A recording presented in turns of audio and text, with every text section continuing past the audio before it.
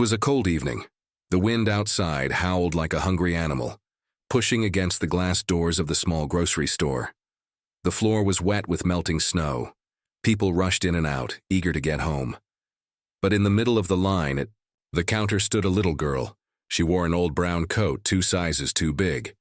The sleeves covered her hands. Her shoes were thin, soaked from the snow, and her socks were mismatched. She looked about 10 years old, small, quiet, and alone. In her hands she held a small bottle of milk. She looked down at the bottle, then at her hand. Her fingers were red from the cold. Slowly she opened her palm. Inside were some coins, mostly small ones. She counted once, then again, and again. Her lips trembled. Her eyes started to fill with tears. It wasn't enough. The line behind her grew longer. A woman with a crying baby looked annoyed. A man in a business coat kept checking his watch.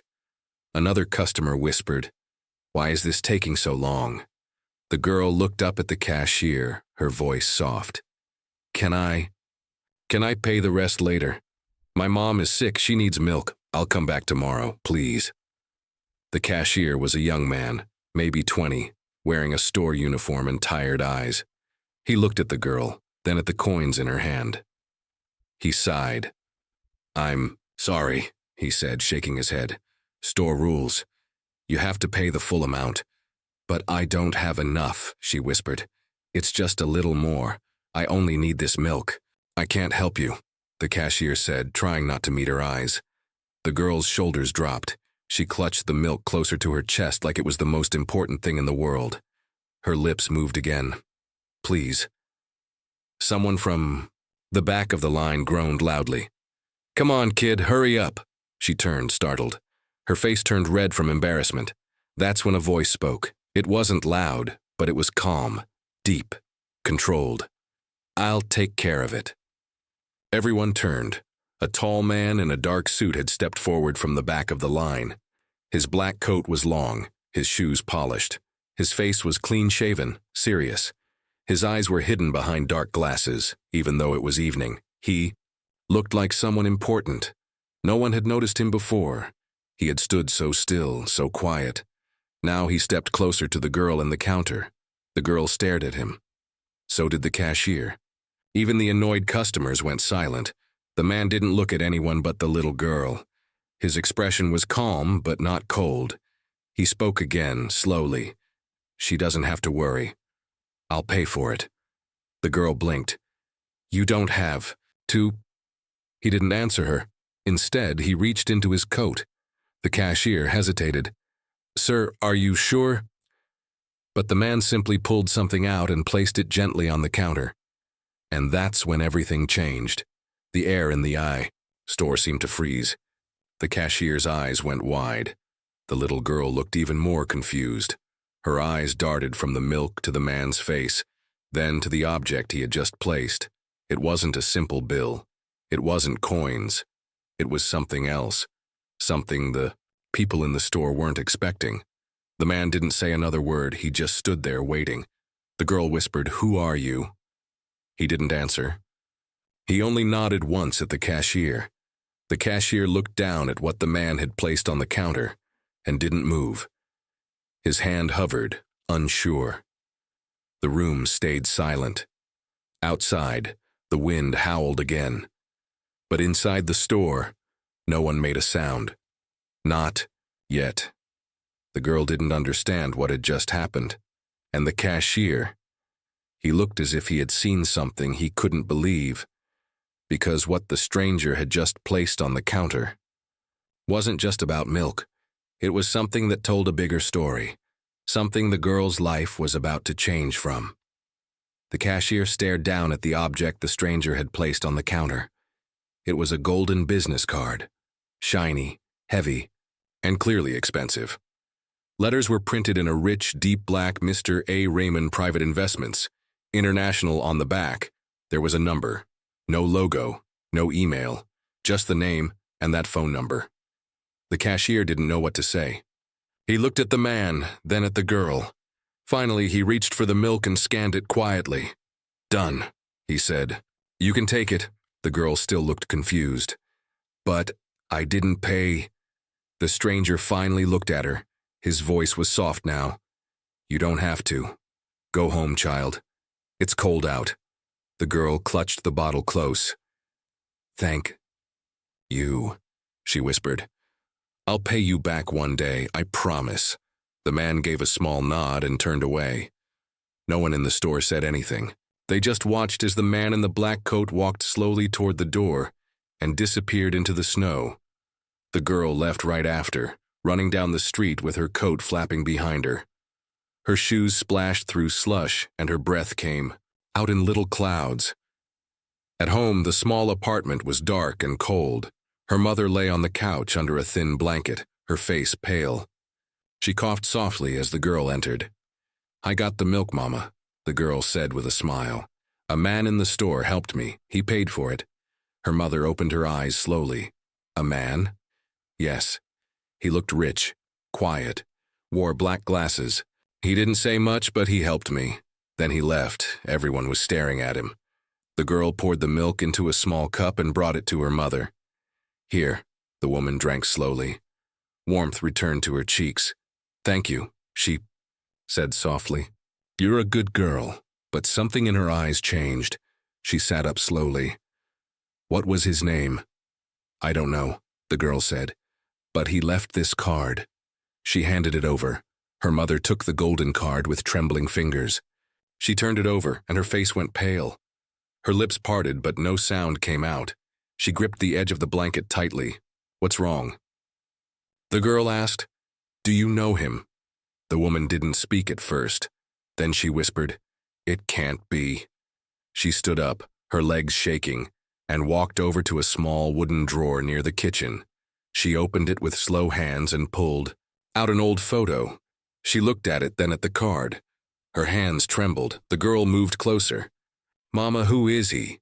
The woman finally showed the photo. It was faded, but you could still see the faces. A young woman, and next to her, a man. A younger version of the same man from the store. No glasses, but the same face. The same sharp jawline. That's him, the girl said. That's the man who helped me. Her mother closed her eyes. I knew him, she said. A long time ago, before you were born. You were friends? She gave a small, sad smile. More than that. We were very close. But something happened. He left. Disappeared. I never saw him again. The girl's heart beat faster. Why? What happened? Her mother shook her head. It's not a story for today. You're too young. But he helped me, the girl said. He remembered you, maybe. Maybe he was looking for you. The mother looked at the photo one more time. I thought he was gone forever, she whispered. There was silence in the room for a long moment. Then the girl asked the question that had been sitting in the back of her mind since the store. Does he know about me? Her mother turned slowly. Her eyes filled with emotion. Pain, fear, regret. No, she said. He doesn't know you exist. The girl's voice dropped. What if he finds out? Her mother looked away. I don't know what he'll do. Later, that night, as the wind howled again outside the windows, the little girl sat near the window watching the snow fall. She held the golden card in her hand and stared at it. Something about that man felt different. He hadn't just been kind. He had looked at her like he knew her. Like something inside him had recognized something inside her. She didn't know what it meant, but one thing was sure. This wasn't just a lucky moment. Something much bigger was about to begin. The night passed slowly. The little girl couldn't sleep. She lay in bed with the golden business card clutched in her small hand. Her eyes were wide open. Every time she closed them, she saw the man's face again. The quiet kindness in his voice. The way he looked at her like he had seen her before. But how? She turned to look at her mother, who had fallen asleep on the couch. Her breathing was soft now. The milk had helped. But her face still looked worried, even in her sleep. The girl whispered into the dark. Why didn't you tell me about him before? No answer. Just silence. The next morning, the apartment was colder than ever. A thin layer of frost covered the windows. The girl wrapped herself in an old sweater and tiptoed into the kitchen.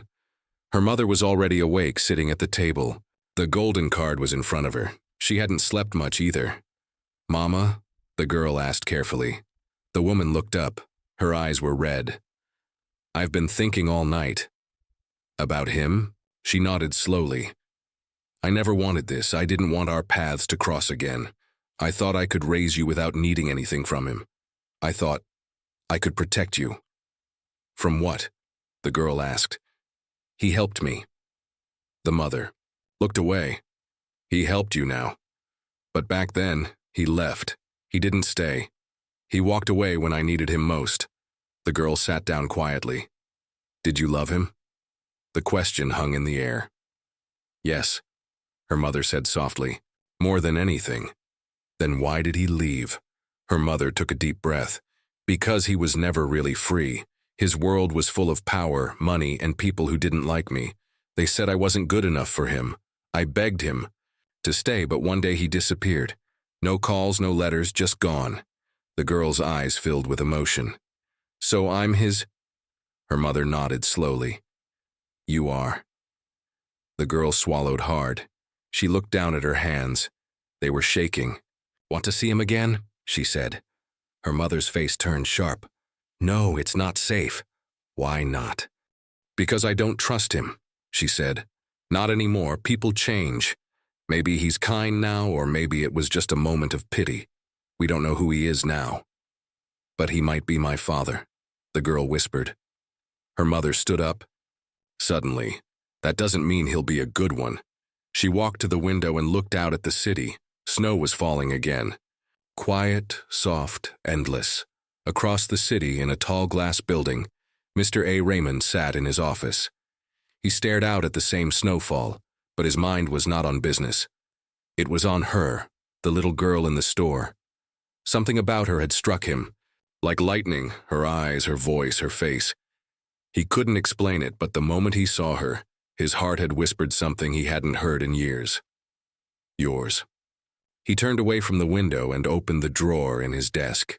Inside was an old photo, a woman with kind eyes, and himself, much younger, smiling.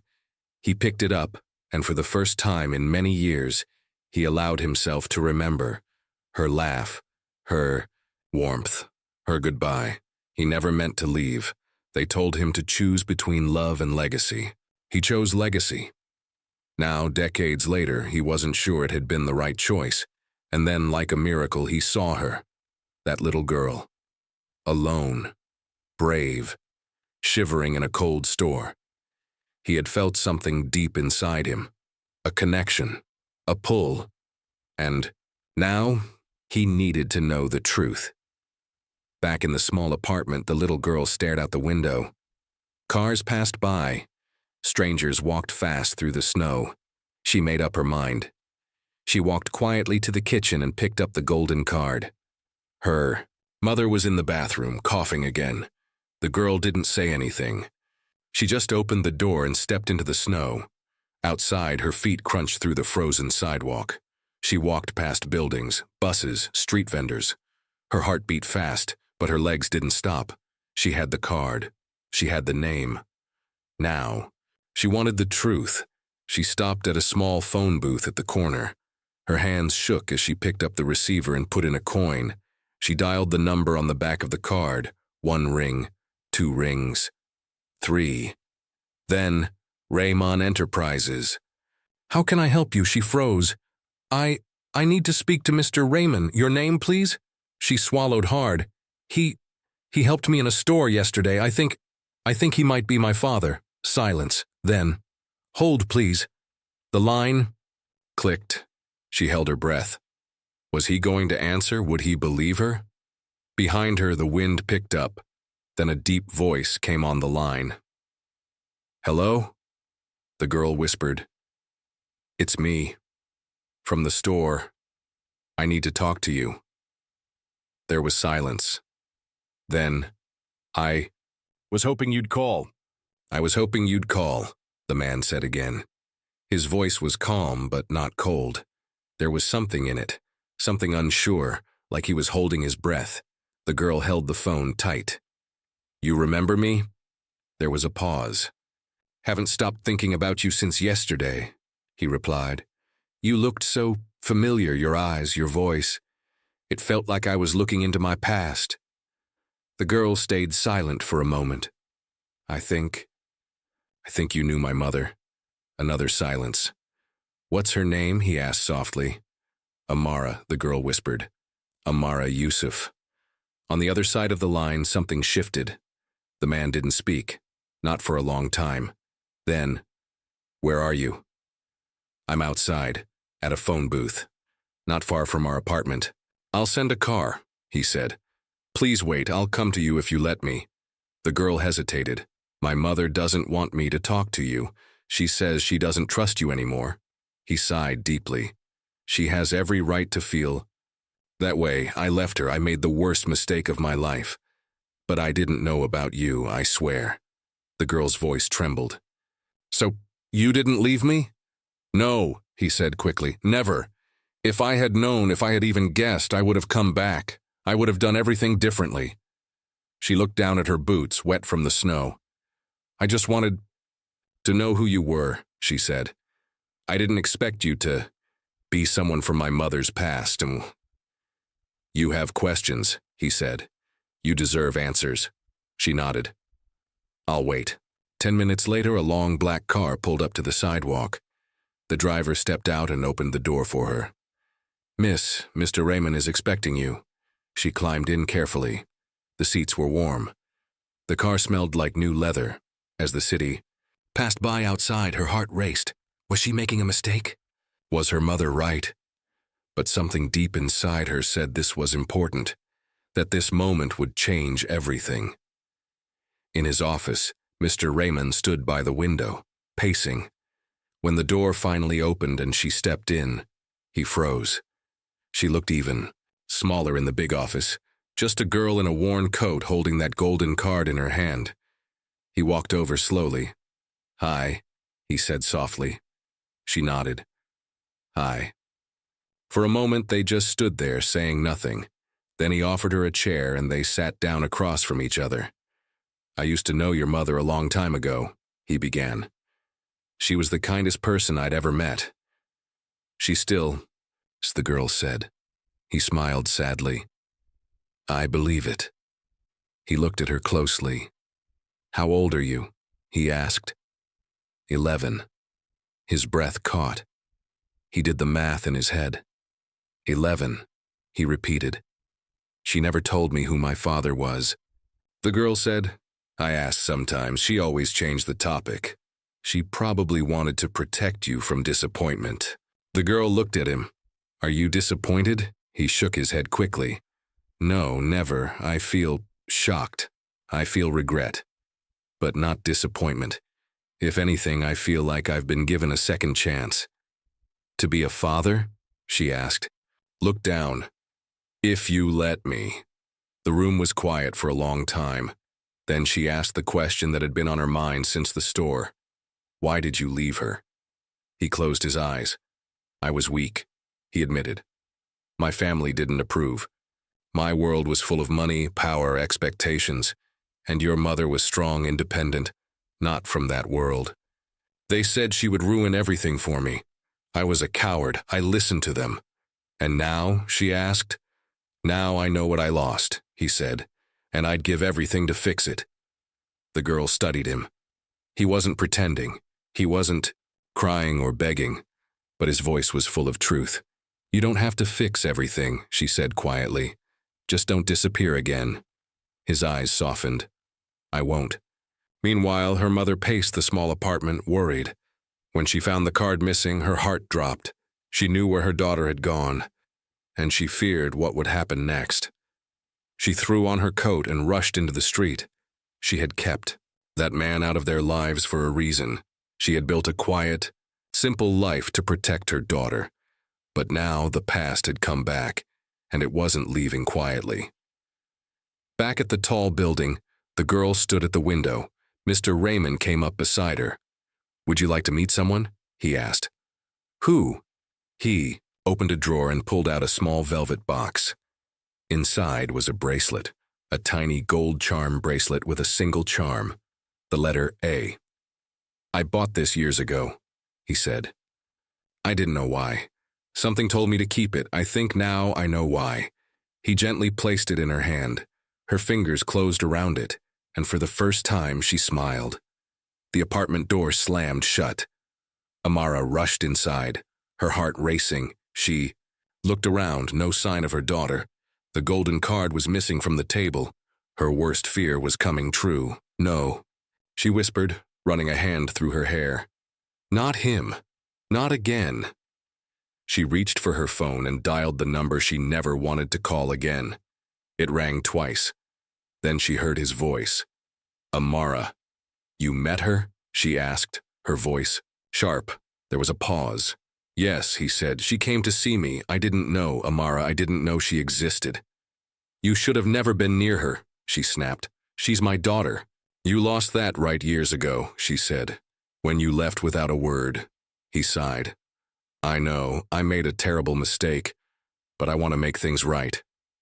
You can't fix this by throwing money at it. I don't want to use money. I just want time. With her." Amara's voice cracked. "You don't know what we've been through. Nights with no food, no help. You don't get to walk in now and play father." "She needs to know who I am," he said softly. "No," Amara said firmly. "She needs someone who won't leave again." Then she ended the call. Meanwhile, her daughter sat in the back seat of the black car, looking out at the snow. The bracelet still hung from her wrist. She felt warm, safe, but also confused. Mr. Raymond, her father, had been kind. He'd listened. He didn't treat her like a burden, but her mother had always been there, every single hard day. Who was she supposed to believe? When she reached home, her mother was standing at the door. "Where were you?" Amara's voice shook. "I just wanted to talk to him," the girl said quietly. Amara looked at her for a long moment. Then she stepped back and let her in. The girl walked inside slowly, guilt creeping in. She took off her coat, hung it by the door. Her mother sat down at the kitchen table. "I need you to listen carefully," Amara said. The girl nodded. "I loved him once," she began, "before all of this." The girl sat down across from her. "He came from a rich family. I didn't. He said it didn't matter. I believed him." Her voice softened. "I was young. I trusted too easily." She stared at her hands. "The day I told him I was pregnant, he disappeared, just vanished." The girl's heart sank. "I waited. I hoped, but he never came back. And then I knew I was on my own." Amara's eyes were wet now. "I worked 3 jobs. I skipped meals so you could eat. I hid my tears so you could sleep. And not once did I ask him for help." The girl looked down at the bracelet. "I didn't mean to hurt you," she whispered. Amara reached across the table and took her hand. "I know. You just wanted answers." The girl nodded. I think he really wants to make things better." Her mother looked away. "That's what I'm afraid of." The next day, the doorbell rang. Amara opened it to find a delivery man holding a box. "This is for Ms. Yusuf," he said. She took it hesitantly. Inside was a handwritten letter and a small wrapped package. The letter read, "I know I caused you pain that can't be undone, but I want to do something, even if it's small. This isn't a bribe, it's a thank you for raising her into someone kind, brave, and full of heart. You did what I should have done. I'll never forget that." Inside the package was a school bag, not expensive, not flashy, just new, clean, and sturdy, with a note tucked in the side pocket. "For your journey ahead." Amara closed the box and sat down. She didn't know what to feel. That evening, she called her daughter over. "I want to set some rules," she said. The girl looked nervous. "You can talk to him, but only if I'm there. No secrets, no surprises." "Agreed," the girl smiled. "Agreed." Then Amara added one more thing. "And if he ever breaks your heart, I'll be right here to hold the pieces." The girl hugged her tightly. "I know."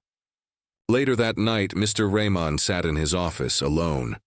He stared at the photo now on his desk, taken secretly when the girl had smiled in the car. She had her mother's eyes, and something in her smile told him he had a lot to prove. He picked up his phone and sent a message. "Thank you for letting me try."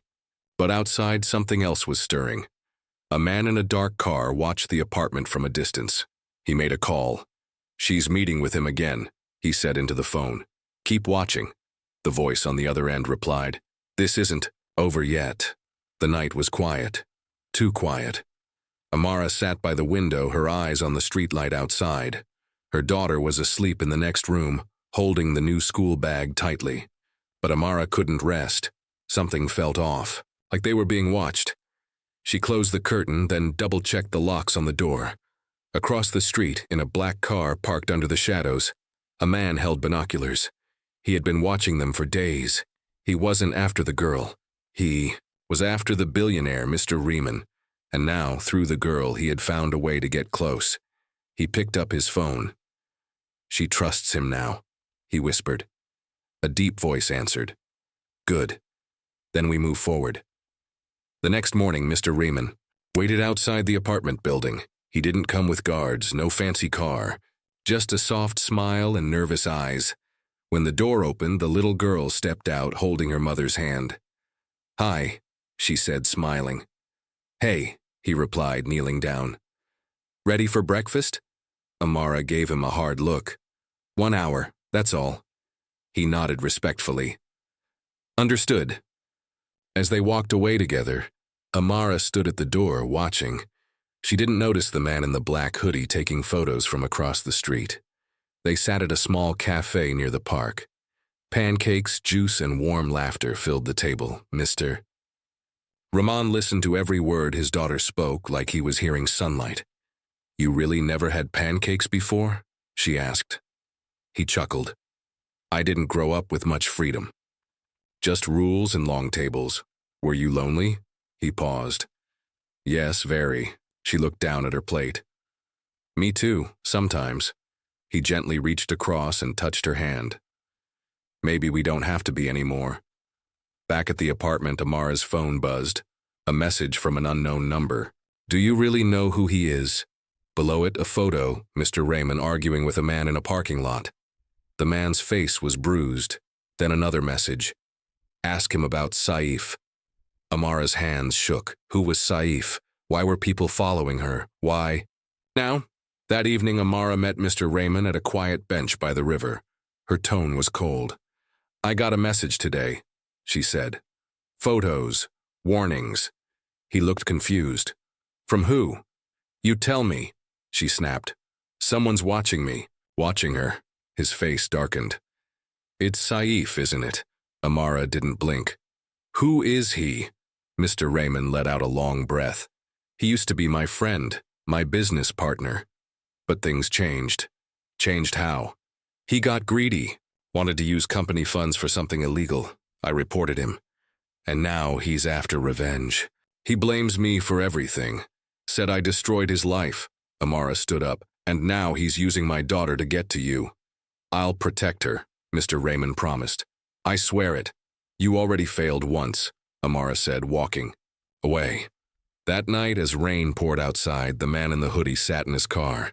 He watched the apartment window light turn off. Then he dialed again. "She'll be at the school event tomorrow," he said. "The girl." "Then we hit him where it hurts," the voice replied. The next day was the school's community day, games, music, and food stalls. Parents came, smiling and clapping. Mr. Raymond stood near the stage, watching his daughter sing with her class. His eyes were filled with tears. Amara stood behind him, arms crossed. "You really care about her?" she said softly. "I would give up everything just to hear her laugh again," he replied. She looked at him, something shifting in her expression. Then suddenly, chaos, a loud pop, screams. A smoke bomb rolled into the playground. Children cried. Teachers shouted. And through the smoke, 2 masked men ran straight toward the stage, toward the girl. Mr. Raymond didn't think. He ran, faster than he had in years. He grabbed her just as one man reached out. The second man swung a bat, but Raymond took the hit on his shoulder, shielding the girl. Amara ran to them, screaming. Police sirens wailed in the distance. The men fled. Raymond fell to his knees, holding the girl close. "It's okay," he whispered. "I've got you." She clung to him, shaking. Amara reached them. "Are you hurt?" He nodded, blood running from his shoulder. "Doesn't matter." The girl sobbed into his chest. Later at the hospital, the doctor stitched his shoulder. "She's safe," the nurse said. "That's what matters." Amara stood at the doorway watching him. Maybe he had made mistakes in the past. But today, he had taken a hit to protect their daughter. That counted for something. Meanwhile, in a dark alley, Saif smashed his phone against the wall. "She was supposed to be unguarded," he shouted. The voice on the other line said nothing. But Saif's eyes burned. "This isn't over. I'll ruin him, I swear it." The hospital was quiet. Mr. Raymond sat on the bed, a bandage wrapped around his shoulder. His eyes were on the small girl sitting beside him. His daughter. She was drawing something with a crayon. He smiled, but deep. Inside, he was torn. Amara stepped into the room holding 2 cups of tea. She looked tired, but her voice was calm. "She asked if she could stay with you today," Amara said softly. He looked up. "Only if you're okay with it." Amara walked over and sat down. "I don't know what's right anymore." There was silence for a moment. Then she asked, "Why did you come back, really?" Mr. Raymond took a breath. "I didn't plan to," he said. "I thought it was too late. I thought she'd hate me or forget me." He looked at his daughter. "But when I saw her that day in the store, everything changed." "You could have just paid and walked away," Amara said. "I know," he replied. "But I saw myself in her, alone, hurt, trying to stay strong." He looked at Amara, his voice breaking. "I left you both when you needed me. I can't change the past. But I want to protect her now, even if it costs me everything." Amara stared at him for a long moment. Then she nodded slowly. "She's already started calling you Papa when you're not around." Tears filled his eyes. "I don't deserve it," he whispered. "No," Amara said. "But maybe you can earn it." Later that evening, as they left the hospital, Mr. Raymond noticed a black car across the street. His face hardened. Saif wasn't done. That night, Mr. Raymond called someone he hadn't spoken to in years, an old contact from the intelligence services. "I need help," he said. "It's about a man named Saif." The voice on the phone went quiet. Then, "If you're serious about stopping him, there's no turning back." "I'm ready," Mr. Raymond said. "This ends now." The next day, Amara woke up to a sealed envelope on her doorstep. It had no name, just her address. Inside, there was a letter. "If something happens to me, this will protect her. Use it only if Saif makes another move." There was also a flash drive and a signed legal document. The paper made her hands tremble. Custody transfer. It named her daughter as sole heir to Raymond's entire estate. Amara sat down slowly, stunned. Meanwhile, Mr. Raymond met Saif one last time, in an abandoned warehouse. "I warned you," Saif growled. "Walk away, or I'll ruin her." Raymond didn't blink. "Touch them, and I swear you'll never see the sky again." Saif laughed. "You think you're still powerful?" "No," he said, "but I'm no longer afraid." Then the sirens rang. Police cars surrounded the building. Saif tried to run, but it was too late. Hidden cameras had recorded everything. Bribery, threats, confessions. Saif's empire was over. Weeks passed. Peace returned. The little girl laughed. More, slept better. Her drawings now had 3 people, a mother, a daughter, and a smiling man in a suit. Amara stood at the park, watching them play. Mr. Raymond ran beside the girl, pretending to be a silly monster. She squealed with joy. Amara smiled. He had made mistakes. Big ones. But he had also made the right choice. In the end, he chose love over power. He chose to protect what truly mattered. And somehow, after all the pain, they became a family again.